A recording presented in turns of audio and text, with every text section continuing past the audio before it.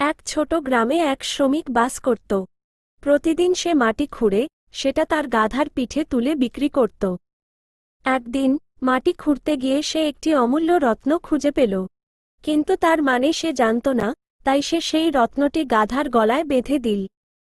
একদিন যখন সে তার গাধা নিয়ে গ্রামের মধ্য দিয়ে হাঁটছিল, তখন একটি ধনী ব্যবসায়ী, যে একটি ছোট মুদি দোকান চালাত, গাধার গলায় ঝুলন্ত ঝকঝকে পাথরটি দেখল। ব্যবসায়ী রত্নটি দেখে জিজ্ঞেস করল, এটা কি ঝকঝকে জিনিস তোমার গাধার গলায়? শ্রমিক উত্তর দিল, এটা শুধু একটি ঝকঝকে পাথর, যা আমি খুঁড়ে পেয়েছিলাম। ব্যবসায়ী পাথরটি পছন্দ করে এবং 50 টাকা দিয়ে তার শ্রমিক থেকে কিনে নিল। তারপর সে সেই পাথরটি তার দোকানের মাপের স্কেলে ঝুলিয়ে রাখল।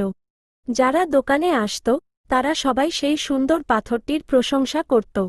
একদিন এক রত্ন বিশেষজ্ঞ ব্যবসায়ীর দোকানে এল।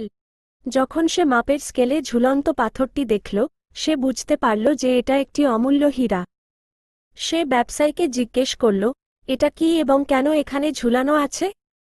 ব্যবসায়ী বলল, এটা একটি ঝকঝকে পাথর, যা আমি 50 টাকায় একটি শ্রমিক থেকে কিনে এনেছি।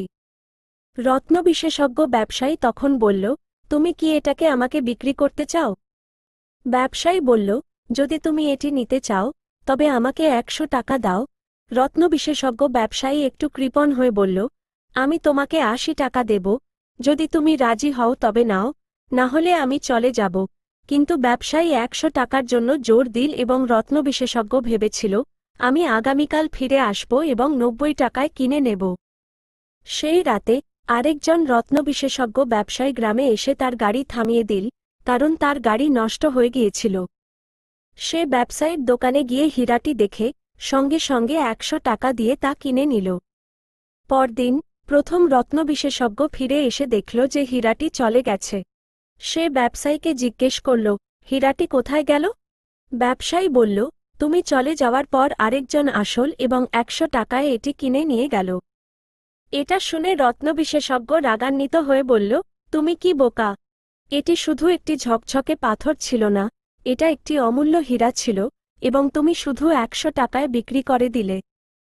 ব্যবসায়ী হাসতে হাসতে উত্তর দিল, স্যার, আমি জানতাম না এটি একটি অমূল্য হীরা।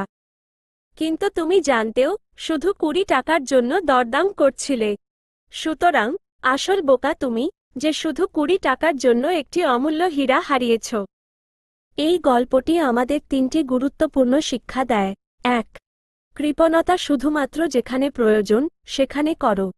যদি তুমি সব জায়গায় কৃপণ হও তবে তুমি অনেক ভালো সুযোগ হারিয়ে ফেলতে পারো। 2. কখনো সুযোগ হারিও না। কখনো কখনো তুমি ভাবো যে তুমি খুব চতুর, আর সেই কারণে সুযোগ হাতছাড়া হয়ে যায়। 3. কখনোই কাজ দেরি করো না।